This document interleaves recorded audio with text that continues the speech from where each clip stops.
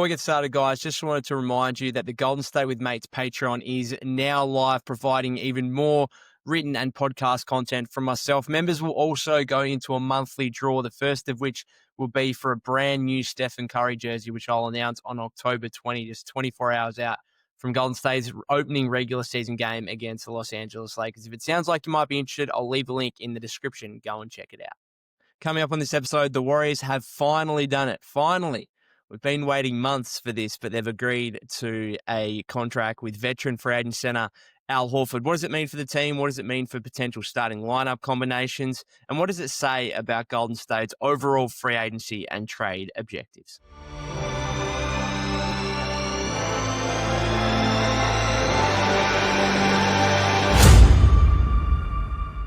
Welcome back to the Golden State with Mates podcast. What a way to start the week for me in Australia. I wake up this morning to the news of Al Horford agreeing to a multi-year contract with the Golden State Warriors. Now, we still don't know exactly what that contract looks like because of, you know what, the Kuminga situation and that having to resolve itself first. I'm not surprised by this based purely on the timeline of Media Day being tomorrow. And I actually went to bed last night and I messaged a colleague of mine at Blue Man Hoop and said, I've wrote this Kuminga related article for 12 p.m.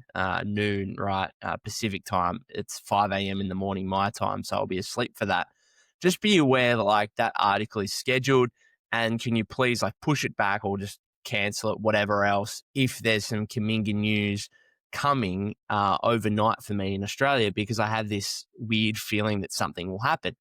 And so I wake up this morning and it's not anything Kuminga related necessarily, but it is the Horford news. So I'm not surprised. I thought Media Day, there's going to be something. There's going to be something here that the Warriors will do in the final 24 hours before Media Day. And maybe it's just to provide some clarity, I suppose. And the Kuminga situation is still holding up exactly what this contract looks like for Al Horford. He hasn't officially signed yet, but his agent did confirm to ESPN's Shams Charania, who was first to report, that an agreement is in place. Now, we think it's probably going to be the 2-year, $11.1 million contract with a second-year player option, which would allow Horford to go into retirement next year if he prefers, or he could opt out and depart and go to another team, go back to Boston, anything like that. But he will be a Golden State Warrior for at least this 2025-26 season. We know he also penned a farewell letter to Boston, where, of course, he'd played 7 of the last 9 years. We don't need to necessarily talk too much about Al Horford's impact at the Warriors. I've spoken about it for the last 3 months, minus the 6 weeks, I suppose, that I was away overseas. But he's going to be a huge, huge upgrade at the center position for the Warriors. And this is not to kick Kevon Looney down, who's obviously a franchise legend, and we wish him all the best at New Orleans Pelicans after signing his 2-year, $16 million deal right back at the start of free agency. So I don't want to kick Loon kind of thing as he walks out the door and joins the Pelicans, but I do think this is a significant upgrade based simply on the skill set, based on the versatility that Al Horford will provide. I've spoken about it repeatedly. His ability to space the floor on one end and be able to be an incredibly versatile defender on the other end is going to give Steve Kerr the kind of optionality and lineup flexibility that the Warriors simply haven't had in recent years, where if you look back at all their recent centers, like the Warriors and Steve Kerr has had to lean heavily into either defensive-minded lineups or offensive-minded lineups, where whichever way you're doing, you are sacrificing the other side of the floor. So if you look at a guy like Loon, well, if you're playing Kevon Looney at the center position, and particularly towards the latter stages of his combination with Draymond, well, the Warriors are just sacrificing their offense with two guys who one of them doesn't shoot the ball at all. The other isn't going to be respected from beyond the arc in Draymond. And frankly, neither of them are scorers. Neither of them are going to be putting the ball in the bucket very much. So as good as that tandem was defensively, I think as the league grew and there became more offensive talent around the league, which I think the rise in just overall talent in the league from, say, 2022 when the Warriors won the championship to now, I think is actually quite significant. And so it just became far too difficult for Steve Kerr to play both of those guys together, particularly as starters, unless you're in certain situations where you want to lean defense first. And that's why Loon's role at the Warriors obviously became so much more limited in the past couple of years compared to the 2022 playoff run and compared to the season after that as well. The previous two, we've seen Loon go from a starter to, at times, kind of really on the edge of the rotation and playing incredibly limited minutes. So with a guy like Loon, you're going defense first, and then the Warriors have had some stretch bigs, right? Now, they unearthed one in Quinton Post last season. He was fantastic during the regular season, was a breath of fresh air, was exactly what the Warriors needed. However, there's still significant defensive and rebounding concerns with QP that I'm looking forward to seeing if those elements are going to be big improvement factors for him this season. Because last season, as good as his three-point shooting was, he led the team in three-point percentage at 40.8% in the regular season last year. As good as that was, those defensive concerns meant that the Warriors were always giving up something on that side of the floor, even though they were getting some more offense out of Quinton Post. And it meant that Steve Kerr, who likes to go defense, I think particularly in the big moments, particularly in the playoffs, I think he was unable to start Quinton Post regularly, and ultimately he had to go to Draymond Green as the small ball starting five, obviously, for the second half of last season. QP got, was it like 9 starts or something, 10 starts in the second half of the season, and was obviously one of the biggest positives from the season. But again, those defensive concerns didn't allow him to play as many minutes or play as prominent a role as what he would obviously like and what Steve Kerr would probably like as well. Steve would probably look at QP and say, hey, I just wish you were slightly better defensively because I want to play you a lot more. I just can't. And then if you look, it's a very similar situation with other stretch bigs the Warriors have had in the past in terms of a Dario Saric, for example, a JaMychal Green, a Nemanja Bjelica. Like, these guys are all bench players for a lot of their career. And now they're basically, JaMychal Green's out of the league. Bjelica's retired now after playing a couple of years in Europe. And Saric has played very, very little for the Nuggets last season, was basically out of their rotation. But for the majority of their careers, they were really bench players, or not necessarily too prominent a player, because they really lacked on the defensive end of the floor, and they had really enticing offensive skill sets in terms of being big and being able to space the floor. But again, you couldn't necessarily put them out there for 25, 30 minutes a game because of the defensive concerns. So this is something completely different for the Warriors, because you have a guy like those guys who can space the floor and can be a 40. I think over the last 3 years, he's like 40, 41% from 3-point range on high volume on a Boston team who took the most threes in the league. Right. So it's not like a guy that's only getting up a couple a game. Like, he's getting up 4 to 6 a game kind of thing. And so you get that. And you also get a guy who has been known as one of the most versatile defenders, in the league, in terms of only being 6'9", but being quite a physical, strong presence in the paint when required, and being able to guard guys, some of the elite centers on the around the league at certain times. And also, obviously, then being able to go out and switch onto the perimeter and being able to carry himself at a I'm not saying he's going down and locking people down on the perimeter necessarily, but he is a lot more solid. And as a coach in Steve Kerr, you're going to be a lot more okay with that and willing to do that and have Horford switch out than you are with a lot of big men around the league who just want to stay around the rim and play and drop coverage and stuff like that. So this is something the Warriors have not had in a long, long time. And I think, again, that's, as much as he's 39 years old and entering the 19th year of his career, I think it goes under the radar just how much this will help the Warriors, not just based on who Al Horford is as a player and as a person, but based on and in comparison to who they've had in the past. This is so big. So what does it mean for the Warriors starting lineup? We know for months now that Al Horford was primed to be their starting center, but I've seen plenty. I think this agreement, or this signing, I suppose it's not technically a signing yet, but an agreement has brought about a lot of different discussion on social media that I've seen in terms of Golden State's potential starting lineups. And it's funny to think how many different combinations that I've seen just in the past few hours since I woke up and saw this Horford news. And I think there's a guarantee, an assurity, I suppose, that we're going to see Steph, Jimmy, Draymond, and Horford together. And that's going to be definitely 4 of the 5 starters for the Warriors entering the season, which is good because I think in previous years we've had only like Steph or Draymond, and then the other 3 are kind of up in the air. I like the clarity of at least having 4. Now, who's going to be the 5th? Again, I've seen plenty of different options. I can make the argument, other people have made the argument that maybe if Kuminga comes back, he should start over Draymond and Draymond should come off the bench. Is Steve going to do that? Probably not. So let's just assume that Draymond is going to start. I've seen plenty of different ones. I've seen Buddy Hield because he was a starter at the end of the last season in the playoffs. I've seen Pods because he was a starter for the last, basically from the All-Star break onwards. I've seen Moody. Moody's an interesting one to me, and maybe I'll get into this more in a second, but I've seen Kuminga as well in kind of this jumbo lineup where it's Steph, Jimmy, Kuminga, Dre, and Horford.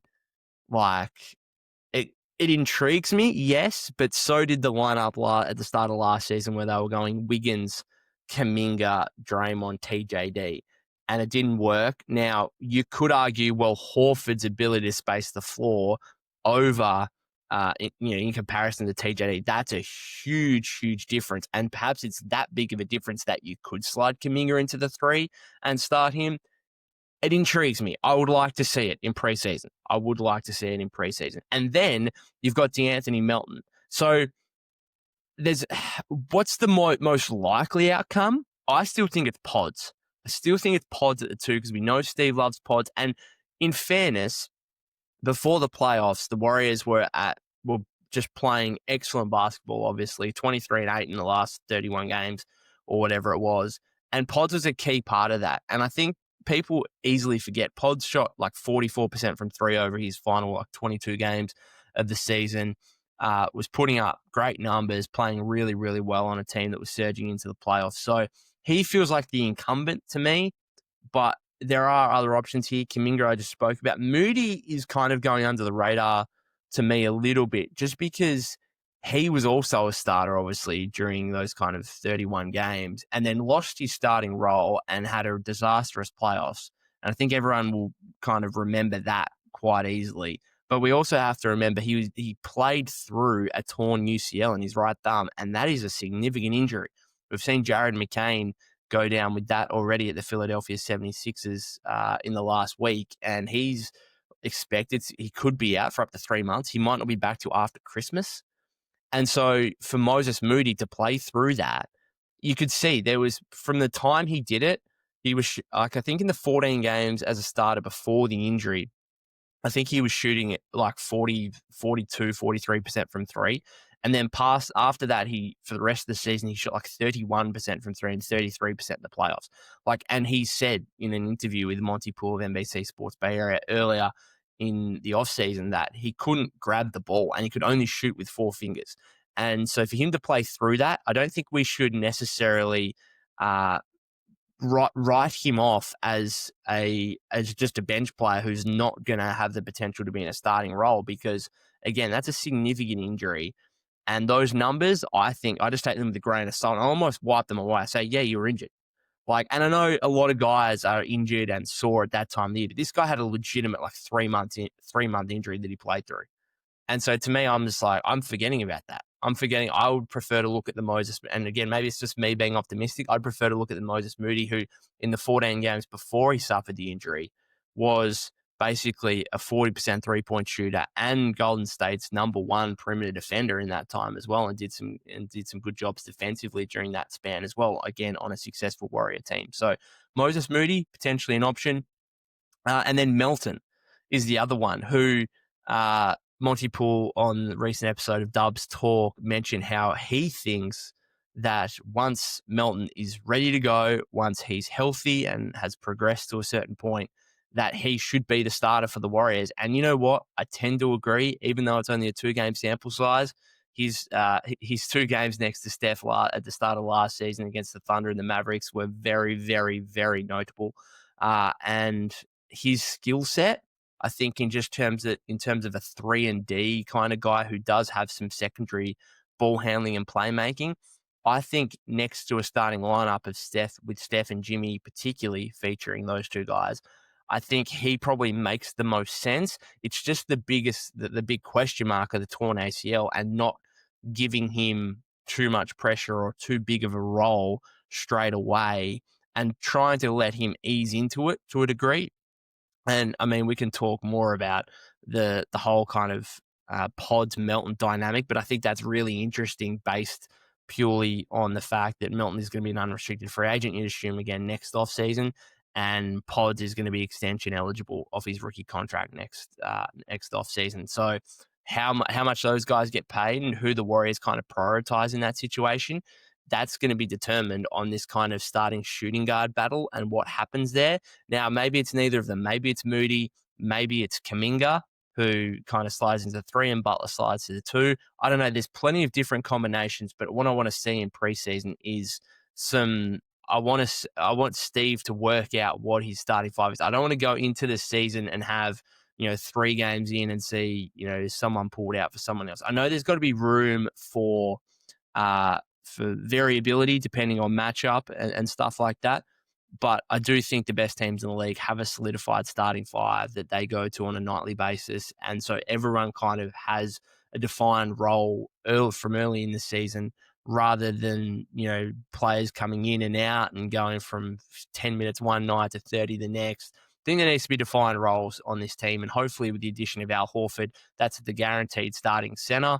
Of course, there's going to be nights where he rests and Quentin Post comes in. And really, you're going to be missing some stuff defensively, but on the odd night, that's fine. You're still going to get the floor spacing ability. I think Al's going to be fantastic for QP, who should still get a prominent role on this Warrior team, I think. So really looking forward to preseason, which starts basically in a week now, and seeing what kind of lineups Steve goes with and what he figures out entering the season, of course, against the Lakers later next month. I just want to finish off here in terms of the Horford signing in regard to an overall look at Golden State's kind of trade and free agency objectives and how this actual Al Horford signing has come about. And we clown the Warriors a lot in terms of their wish to retain flexibility. And it's like, oh, well, they want to retain flexibility for Giannis whenever he becomes available and they want to have the opportunity to be able to trade for him. And it's like, well, in the meantime, you're missing out on other opportunities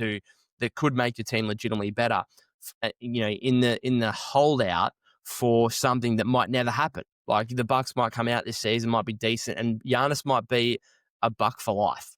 And you're just holding out flexibility for a dream that may never even get close to reality.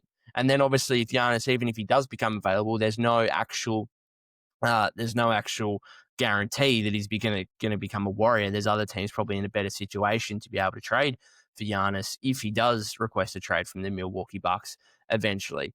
So we do clown the Warriors for this wish to retain flexibility, right, when it comes to trade and free agency landscape and stuff like that. However, this, and kind of if we even go back to the Jimmy Butler thing, this is probably the best advertisement for being able to retain flexibility, or not retain flexibility, but taking advantage and capitalizing on opportunities that have arisen from untenable or disastrous situations elsewhere. And it's very rare in the transactional landscape, whether that be trade or free agency. It's very rare for a team to be just like, well, we're the biggest and we're the best team. We can pay you this, so come and join us. And the player's just like, yeah, no worries. Now, sometimes you get that in free agency, right? Sometimes, and particularly when it comes to, what a team can offer you in terms of role. And that's exactly what the Warriors have done with Al Horford. They've said, we need a starting center. You're 39 years old and you're deep into your career, but we're a veteran team. We're trying to climb the mountaintop one more time. Come and be the starting center and play a prominent role on a team that's looking to compete for another title. How many teams around the league can offer that to Al Horford? Not many, right? So the Warriors have an excellent pitch to Al Horford. However, they don't even get close to this situation if it's not for what happens at the Boston Celtics in terms of Jason Tatum's injury. and the fact that and the trickle down effects of that. And I don't want to toot my own horn a little bit, but I identify a lot of players as potential fits for the Warriors in terms and discuss them on here or with my writing and stuff like that. And I just wanted, this is what I wrote on the 21st of May, which is over 4 months ago now. I wrote, the first thought is that Horford has become such a staple and much loved member of the franchise, that being the Celtics, that he'll end his career there. However, Jason Tatum's devastating torn Achilles in the playoffs could make Horford rethink his future, with the injury meaning the Celtics don't necessarily appear like the championship contender of recent years. Perhaps there's a path where he may sign for a different team, with the 18-year veteran giving no certainties of returning to Boston when he was asked immediately after Boston's second-round exit.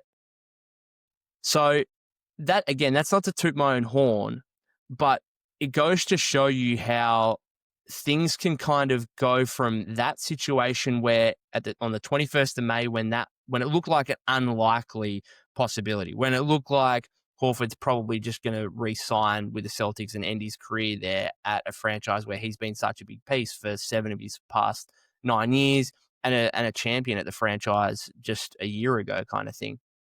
But it goes to show you what that Tatum injury does. And again, the trickle-down effects that ultimately lead to Al Horford signing with the Warriors. So you got Tatum getting injured in Game 4 of the second round. Devastating torn Achilles injury. Horrible. But from that, Brad Stevens says, well, because Tatum's going to be out for all or the majority of the 2025-26 season, we're not necessarily going to be competing. Let me go trade. Our payroll is already struggling as it is. So because Tatum's got injured, that solidifies my plans to go and manage the payroll even more, to reduce salary, to get ourselves out of this horrible second tax apron situation. Let me go and basically dump Drew Holiday for Anthony Simons, and let me go and dump Kristaps Porzingis to the Atlanta Hawks, okay, and completely reset our roster to a degree. So what does that mean? Well, that means what Adam Himmelsbach of the Boston Globe has wrote today and said, a league source confirms that Al Horford has agreed to a deal with the Warriors. The source says that Jason Tatum's injury and other departures factored into Horford's final decision, but that it was still quite hard for him to leave Boston, which he considers a second home. So for me, I don't think Al Horford even thinks about joining the Warriors or leaving the Celtics if Jason Tatum doesn't get injured. That's the catalyst right there, okay? And then with Tatum's injury comes the Porzingis trade, comes the Holiday trade, and the door kind of creaks open wider and wider, and the Warriors kind of put their head in and say, hang on a second, let me just sneak through here and try and capitalize. And then they've actually got the opportunity to pitch to Horford what they can do for him. But again, I'm not even sure Horford's listening to that pitch in the first place, if not for the sequence of events that happens in Boston. So this is a situation where the Warriors have capitalized and taken advantage of an opportunity that probably wouldn't have arose if Jason Tatum didn't get injured in the second round of the playoffs against the Knicks, right? So this is a situation where the Warriors have retained the flexibility to a degree, even though it's the $5.5 million taxpayer mid-level exception. But they have taken advantage of an opportunity that wasn't otherwise going to be there. And I think that's what they kind of look at in some of these things, with the Giannis situation or something like that. It's like, if a good player comes up, a notable player comes up that we think would fit the franchise, we want to be in a position to be able to at least have a crack at that player. Doesn't mean we'll get that player, but we'll at least have a crack at that player, right? And the same can be said for Jimmy Butler. Like, a lot of this stuff is good fortune more than good management. The Horford thing, again, that's good fortune because, unfortunately for the Celtics, Tatum got injured, right? That basically leads to Horford signing with the Warriors in a roundabout way. If you look at the Jimmy Butler thing, did the Warriors want Jimmy Butler? Not really in the first place. They went for Paul George, they went for Larry Markkinen, they went for LeBron James, they went for Kevin Durant, they went for all these different star players in the previous 12 months, missed on all of them, right? They have basically say to themselves, well, we just need a star player. We just need to help Steph out. We just need to get another star. It doesn't really matter who it is at this point. We're that desperate. Butler doesn't really want to go to the Warriors, rejects them. They end up saying, well, we kind of have the flexibility to be able to pay you what you want. You want the 2-year, $111 million contract extension? Okay, we've got the capacity to do so, and we're willing to do so in a way that the Miami Heat aren't. Okay, you've made this situation so untenable, so disastrous in Miami that we can do this from a trade standpoint because your value has fallen off a cliff. And Miami are in a situation where they've basically just got to take what they can for you. And what the ultimate trade is at the end of the day, if you go by the recent ESPN ranks, where they've ranked the top 100 players before the season starts, Jimmy Butler is the 18th best player in the league, according to ESPN. And they traded for him by giving up the 89th best player in the league in Andrew Wiggins, the 19th overall pick in the draft, and then a bunch of salary in Dennis Schroeder, Kyle Anderson, and Lindy Waters III, which basically held no value whatsoever aside from just being salary matching. Okay. And the Warriors got that and were able to make such a good trade because they had the flexibility to be able to go out and say, we can match the salaries. We're going to take advantage and capitalize on how disastrous Jimmy Butler has made his situation in Miami. So his value's fallen off a cliff, and we can get what ESPN ranks as a top 20 player for a very small trade package based on his talent. And we've got the ability to give him the contract extension that he's after. So they're kind of situations where I think it's almost good fortune more than good management, but you have to give credit to the Warriors because they were in a situation to capitalize on those situations, whether it be the Butler thing in Miami or the Horford thing in Boston. Okay. They are in situations to be able to pitch to those guys and say, hey, we've got the opportunity here. We can give you, if you Butler, we can give you the contract that you want. So as much as we clown the Warriors for wanting to retain flexibility, so being so desperate to retain flexibility at some points and not making certain moves because of that, right? That they want to have all their contract space available and ready to go in the 2027 offseason. They do not want contracts beyond 2027 because they see the Giannis Antetokounmpos, the Nikola Jokic's who project to be free agents that offseason. Okay, will those guys even make free agency? Probably not. But in terms of the Horford and the Butler thing, this is situations where the Warriors holding back and actually retaining their flexibility and not getting other things done kind of has helped them out in terms of, again, being able to capitalize on different scenarios at different teams. So let me know what you just think about that, because I think we often, again, clown the Warriors a little bit for being so desperate to wanting to retain flexibility. And in these situations, it's kind of worked out for them. Okay. But in terms of Al Horford specifically, I mean, he feels a massive need for this team. And I'm going into this, once the Kuminga thing is settled, I know it's been a disastrous, or not disastrous, but just hugely frustrating few months. It could still be disastrous if Kuminga takes the qualifying offer. I know it's been incredibly frustrating, but I actually think there's a good chance that this Warrior team is significantly better than the one we saw in the playoffs last season, based purely on Horford and what his skill set means for other players on the roster. And Melton as well, who I think is going to be quite an underrated pickup if he can return fully healthy off that torn ACL. So let me know what you guys think. Obviously, fantastic to get some news on the Warriors. Today, it's currently 9:30 a.m. my time, which is like 4:30 p.m. Pacific time. For those of you in the States, I wouldn't be shocked if we get something else in the next few hours here. Brett Siegel of Clutch Points reported earlier that Melton has agreed to a contract with the Warriors. Look, until Sham says it, or Slater says it, or Stein says it, probably those three, I'm not gonna necessarily take anything as fully guaranteed. But I wouldn't be surprised if we get something on Melton or Seth Curry or GP2 or anything like that. Particularly because those guys are minimum contract guys, and the Kuminga thing shouldn't really necessarily impact them at all. But let me know what you guys think. Thank you very much for tuning in. If you haven't subscribed to the YouTube channel already, that'd be greatly appreciated. You can follow me at POC252. That's POK252 on X/Twitter, also on TikTok and Instagram at Golden State with Mates as well. And I'll see you on the next episode.